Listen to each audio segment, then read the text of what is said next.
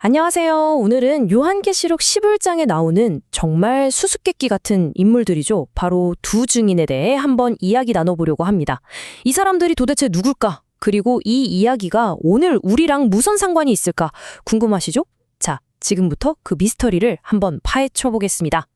요한계시록을 통틀어서요, 가장 논쟁이 많고 심지어 많은 이단들이 자기들 교리에 막 가져다 쓰려고 하는 그런 인물들이 있다면, 바로 이 두 증인일 겁니다. 아니, 대체 이 사람들이 뭐길래 이렇게까지 뜨거운 감자가 된 걸까요? 자, 그럼 이 이야기가 어디서 딱 튀어나오는지 그 배경부터 한번 봐야겠죠. 두 증인의 이야기는요, 그냥 뜬금없이 나오는 게 아니에요. 바로 일곱 나팔 심판, 그러니까 온 세상이 재앙으로 혼돈에 빠진 바로 그 한가운데 마지막 일곱 번째 나팔이 불리기 직전에 등장합니다. 이게 뭘 의미할까요? 네, 바로 이런 극심한 재앙 속에서도 하나님이 주시는 희망의 메시지가 있다는 걸 보여주는 거죠.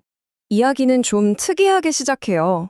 갑자기 성전을 측량하라, 즉 재라라는 명령이 떨어집니다. 근데 여기서 측량한다는 게 그냥 줄자로 길이를 재는 그런 게 전혀 아니에요. 성경에서 뭔가를 잰다는 건 이건 내 거다 하고 도장을 찍는 것과 같아요.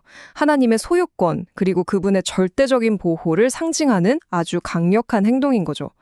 다시 말해서 세상이 아무리 뒤집어져도 하나님은 자기 백성을 끝까지 지켜주신다는 약속의 선포인 셈입니다. 그리고 42달이라는 구체적인 기간이 언급됩니다. 이게 왜 중요하냐면요. 그냥 끝도 없이 계속되는 고통의 시간이 아니라는 거예요. 하나님께서 딱 허락하신, 제한된 고난의 시간이라는 거죠. 그러니까 언젠가는 반드시 끝이 나는, 끝이 정해져 있는 인내의 시간이라는 희망을 주는 겁니다. 자, 이제 진짜 본론으로 들어가 보죠. 오늘의 핵심 질문입니다. 도대체 이 두 증인의 정체는 뭘까요?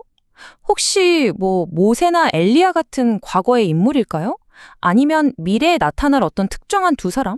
그것도 아니면 아예 완전히 다른 의미를 가진 어떤 강력한 상징일까요? 성경이 친절하게도 단서를 줍니다. 첫 번째 단서는 바로 두 촛대예요. 이게 뭘까 고민할 필요가 없습니다. 왜냐하면 요한계시록 1장 20절에 정답이 딱 나와 있거든요. 예수님께서 직접 말씀해 주셨어요. 일곱 촛대는 일곱 교회다 라고요. 아하, 바로 그거죠. 촛대는 어두운 세상을 밝히는 사명을 가진 교회를 상징하는 거였습니다. 자, 두 번째 단서는 두 감람나무입니다. 이건 구약 성경 스가랴 4장에 나오는 환상이랑 연결이 돼요. 거기 보면 감람나무가 촛대에 기름을 계속해서 공급해주는 역할을 하거든요. 촛대가 빛을 내려면 기름이 있어야 하잖아요. 바로 그 기름이 성령의 능력을 상징하는 겁니다. 그러니까 교회가 세상을 밝히는 증인의 사명을 감당하는 힘이 우리 인간의 어떤 능력이나 지혜에서 나오는 게 아니라 마치 마르지 않는 샘처럼 하나님이 부어주시는 성령의 힘에서 온다는 걸 보여주는 정말 멋진 그림인 거죠. 그런데 왜 하필이면 둘일까요? 꼭 두 명이어야 한다는 뜻일까요? 그게 아니에요. 이건 상징적인 숫자입니다. 옛말 법정 생각을 해보세요. 신명기 19장 15절을 보면 어떤 증언이 법적으로 인정받으려면 최소한 증인이 두 명은 있어야 했어요. 한 명 말은 못 믿어도 두 명이 똑같이 말하면 그건 확실한 증거가 되는 거죠. 그러니까 숫자 2는 교회의 증언이 그냥 하는 소리가 아니라 법정에서 선언하는 것처럼 확실하고 권위 있는 진실이라는 걸 상징하는 법적인 숫자인 셈입니다. 자, 이제 퍼즐이 맞춰졌습니다. 두 증인은 바로 교회였군요. 그렇다면 이 교회가, 즉 두 증인이 대체 어떤 사명을 받았고 또 어떤 어마어마한 권세를 가졌는지 한번 들여다볼게요. 이게 중요한 게 이게 바로 오늘날 우리 교회의 사명이랑 똑같기 때문입니다. 이들의 사명, 크게 세 가지로 볼 수 있어요. 첫째, 굵은 베옷을 입는다는 거.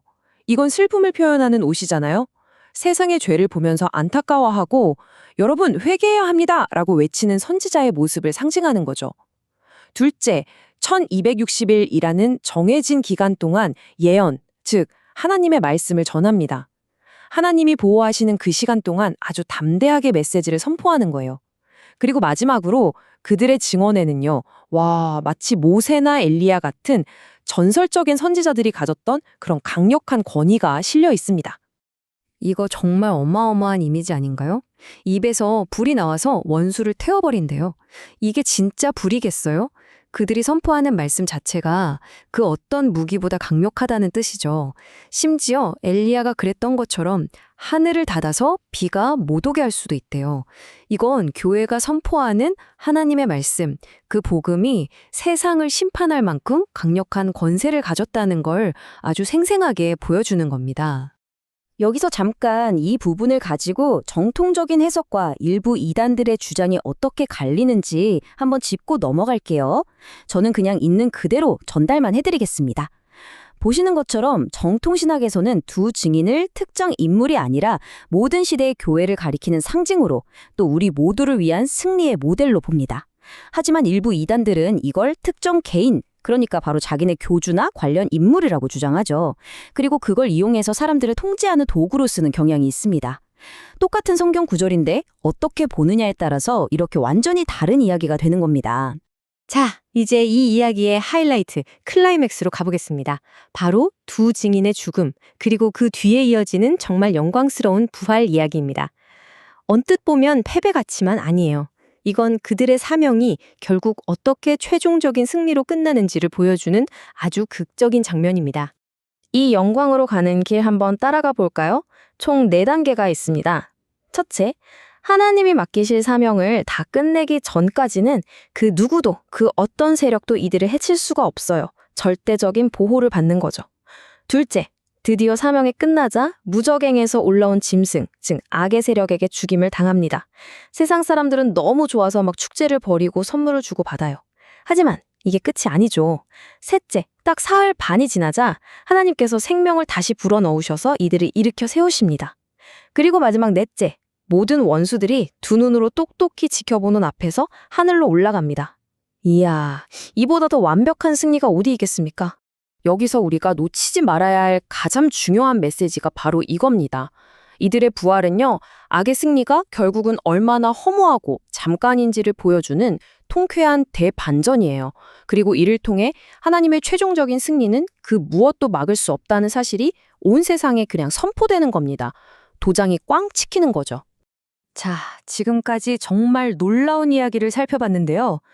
그럼 이 이야기가 거의 2000년 전의 이 예언이 오늘 21세기를 살아가는 바로 우리랑 대체 무슨 상관이 있을까요?